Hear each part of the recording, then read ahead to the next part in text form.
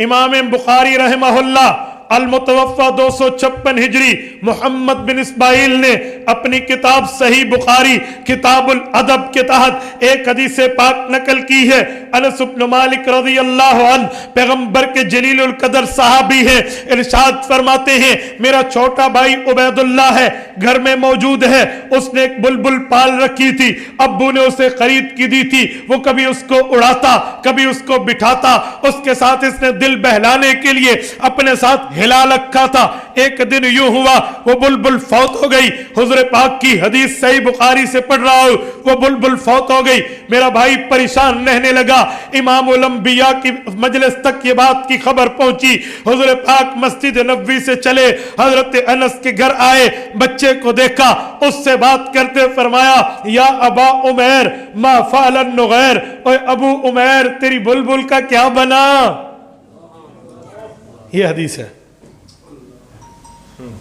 हाफिज इब्न हजर अस्कलानी रहमहुल्लाह अल-मुतवफ़्फ़ा 852 हिजरी फतहुल बारी में बुखारी की शरह में यहाँ लिखते हैं उख़िज़ मिन्हु 60 मसअलतन, 60 मसले इस एक हदीस से हल हो जाते हैं।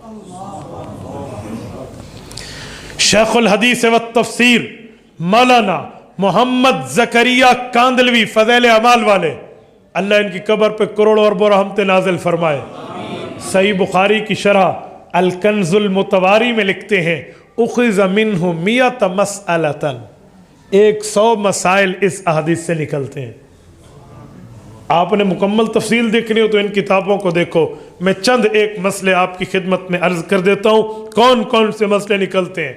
वो कहते हैं नंबर 1, रसूलुल्लाह आए हैं, बात की है बच्चे से, बच्चा वो है अन्नहु लम यहतलिम, जो बालिग नहीं है, नाबालिग है। हुजूर ने उसका नाम उबैदुल्लाह नहीं लिया बल्कि उसकी कुन्नियत बताई है।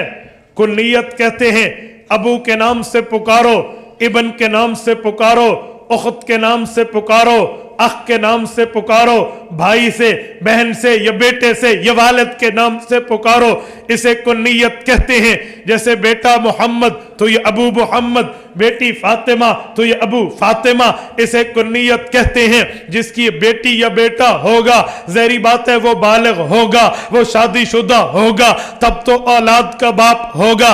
आम तौर पे कानून ये है, लेकिन अल्लाह के रसूल आए हैं, नाबालिग से बात करते हुए फरमाया या अबा उमैर मा फ़अलन नुगैर, ओए अबू उमैर, ओए अबू उमैर, ओए अबू उमैर तेरी बुलबुल का क्या हुआ।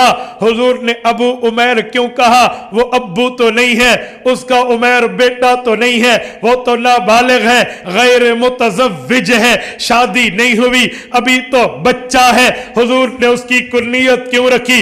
इब्ने हजर कहते हैं पहला मसला निकलता है अगर नाबालिग की कुन्नियत बड़ा आदमी रखना चाहे तो यह जायज है।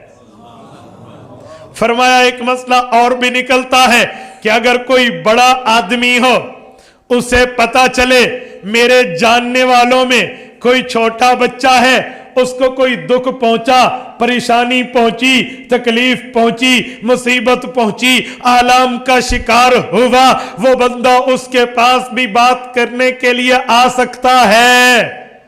कहते एक मसला और निकला कि जो बड़ा आदमी है वो छोटे आदमी की जुबान में लो लेवल पे उतर के बात कर सकता है। इसलिए हुजूर ने ये नहीं देखा मैं तो बड़ा ये तो बच्चा, मैं तो बड़ा ये तो छोटा, मैं तो बड़ा ये तो कम, ये तो अभी नाबालिग, नहीं नहीं, बच्चे को बच्चे की जुबान में बहलाने सहलाने के लिए हुजूर ने उससे बात की है। फरमाते एक मसला ये निकला कि बड़ा छोटे से यूं लेवल पे उतर के बात कर सकता है। कहते हैं एक मसला और निकला, वो क्या है कि लोग ताज़ियत करते हैं बंदे के फौत होने पे। फरमाया सिर्फ इंसान के फौत होने पे ताज़ियत नहीं होती, अगर किसी का कोई जानवर, किसी का कोई महबूब परिंदा, किसी की कोई कीमती चीज अगर उससे खो जाए ताज़ियत उसकी भी जायज है। फरमाते एक मसला और निकला, वो मसला ये है कि अगर किसी बच्चे के ساتھ حضور نے بات کی ہے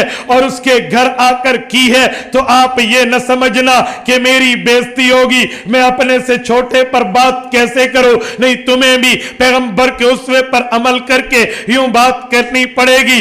ایک مسئلہ اور نکلا، وہ یہ ہے کہ اگر والد گھر میں بچے کو پیسے دے، تو کھیلنے کی چیزیں لے، تو بچے کو یوں پیسے دینا والد کے جائز ہیں۔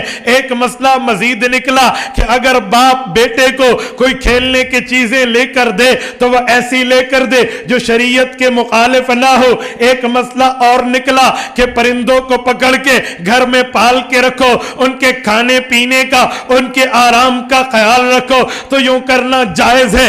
ایک مسئلہ مزید نکلتا ہے، فرمایا وہ کیا ہے؟ کہتے وہ مسئلہ یہ ہے، مکہ المکرمہ جگہ اور ہے، مدینہ طیبہ جگہ اور ہے۔ مکہ مکرمہ وہ ہے جس کے ہاں شکار منع ہے، اللہ نے فرمایا وَإِذَا حَلَلْتُمْ فَاصْطَادُوا، وہاں کا شکار منع، تو میں نے ان اوقات میں شکار نہیں کرنا، لیکن مدینہ طیبہ حرم ضرور ہے، اس کے احکام مکے والے نہیں ہیں۔ مکے کے پرندے کو پکڑ کے یوں اسے محبوس رکھنا جائز نہیں ہے، مدینے کے پرندے کو پکڑ کے محبوس رکھنا ناجائز ہوتا، حضور منع کرتے۔ کہتے ایک مسئلہ اور نکلا، وہ یہ نکلا کہ اگر گھروں میں پرندے آپ پالو اور گھر میں رکھو، لہو لعب سے بچنے کے لیے بچوں کے ساتھ یوں رکھو، تو یہ کرنا جائز ہے۔ ایک حدیث ہے، مسئلے کئی نکلتے ہیں، یہ وہ نکالے گا جس کی حدیث پر محنت لگی ہے۔